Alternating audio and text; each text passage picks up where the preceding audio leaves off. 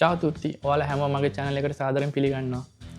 අද වීඩියෝ එකෙන් මම කතා කරන්නේ ඔයා මාසෙකට යුරෝ 1000ක් විතර ගෙවල් කුලි සදා වියදම් කරනවා නම් ගියක් අපිත් ඉන්න එකද හොඳ නැත්නම් මූතකම් මාර්ගෙ ගියක් ගන්න එකද හොඳ කියලා. මම මේ දෙක වෙනස අද ඔයාලට කම්පෙයාර් කරලා පෙන්නනවා. වීඩියෝ එකට යන්න කලින් යටින් කමෙන්ට් එකක් දාන්න මම මගේ මේ channel එකේ ඉදිරියට ඔයාලට මොන වගේ content ද කරන්න ඕනේ කියලා. එහෙනම් අපි වීඩියෝ එකට යමු.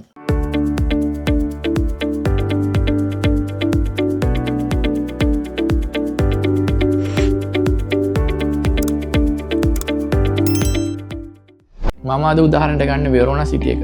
වෙරෝනා වල මාසෙකට යුරෝ 1000ක් විතර ගෙවලා ඔයාට zona borgo trento sanzeno සවාල් වගේ ඒරියා වලින් අපිත් වලට ඔයාට එක රූම් එකක් තියෙන අපාර්ට්මන්ට් එකක් ගන්න පුළුවන්.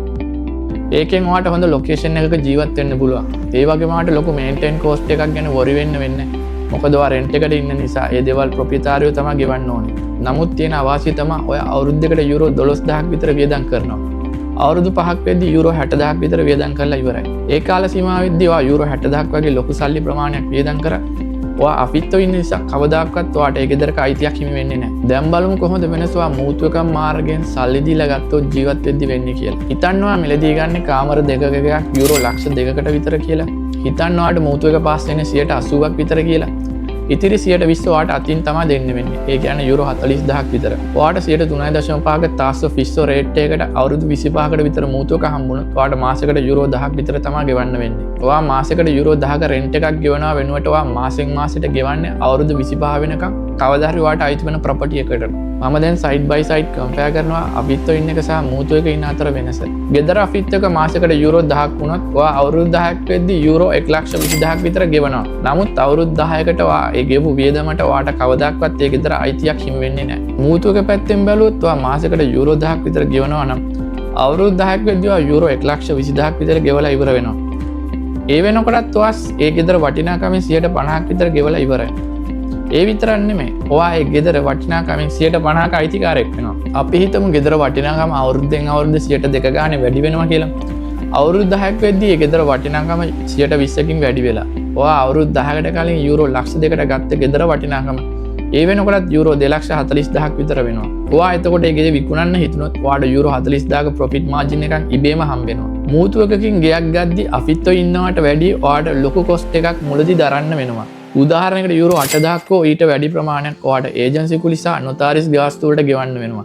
ඒ වගේම ඔයාට 80% විතර ණයක් පාස් වුණොත් ඉතුරු 20% ඔයාට අතින් තමයි දාන්න වෙන්නේ. උදාහරණයකට ලක්ෂ 2ක ගෙයක් ඔයා ගත්තොත් ඉතුරු 20% කියන්නේ යුරෝ 40000ක් ඔයාට අතින් දාන්න වෙනවා. ඒ වගේම කාලයත් එක්ක ගෙදර කරන මේන්ටේන් රිපෙයාර් කෝස්ට් 100%ම ඔයාට තමයි ගෙවන්න වෙන්නේ. ඒ විතරක් නෙමෙයි කොන්ඩොමිනියම් එකේ ලොකු රිපෙයාර් කෝස්ට් එකක් ආවොත් ඒකත් ඔයාගේ අතින් තමයි ගෙවන්න වෙන්නේ. උදාහරණයකට කොන්ඩොමිනියම් එකේ ඇසන්සෝර මාරු කරන අවස්ථාවලදී.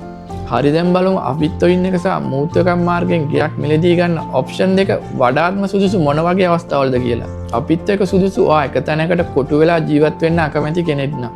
එහෙම නැත්නම් ඔයා කරන ජොබ් එක ස්ථිර නැත්නම් ඔයාට අවුරුද්දෙන් අවුරුද්ද වෙන සිටි වලට යන්න තියෙනවා නම් ඔයාගේ ජීවිතේට ෆ්ලෙක්සිබිලිටි එකක් ඕන නම් ඔයාට අපිත්තෝ ඉන්න එක සුදුසුයි. ඒ වගේම ඔයා ගාව ඉතුරු කරලා යුරෝ 30000ක් 40000ක් වගේ සල්ලි ප්‍රමාණයක් දැනට අතේ නැත්තම් මූතු එකක් මාර්ගෙන් ගෙයක් මිලදී ගන්න එක වඩාත්ම සුදුසු. ඔයා අවුරුදු 10කට වඩා කාල ප්‍රමාණයක් ඉතාලියේ ජීවත් වෙන්න ප්ලෑන් එකක් තියෙනවා නම් ඔයාට ස්ථිර රැකියාවක් තියෙනවා නම් ඒ වගේම ඔයා රියල් ස්ටේට් වල වගේ ඉන්වෙස්ට් කරන්න කැමති කෙනෙක් නම් ඒ විතරක් නෙමෙයි මම මුලින් කිව්වා වගේ ගෙයක් මිලදී ගැනීමේදී අවශ්‍ය වන මූලික වියදම් දරා ගැනීමට ඔයා ගාව දැනටමත් මුදල් ප්‍රමාණයක් ඉතුරු කරලා තියෙනවා නම් ඉතින් ඔයා ඉතාලියේ ජීවත් වෙද්දී ඔයාට මාසයකට යුරෝ 1000ක් වගේ කුලියක් ගෙවන්න සිදු වෙනවා නම් අපිත්තෝ හෝ මූතුෝ කියන ඔප්ෂන් දෙක හරහා ඔයාට එකක් තෝරගෙන ජීවත් වෙන්න වෙනවා.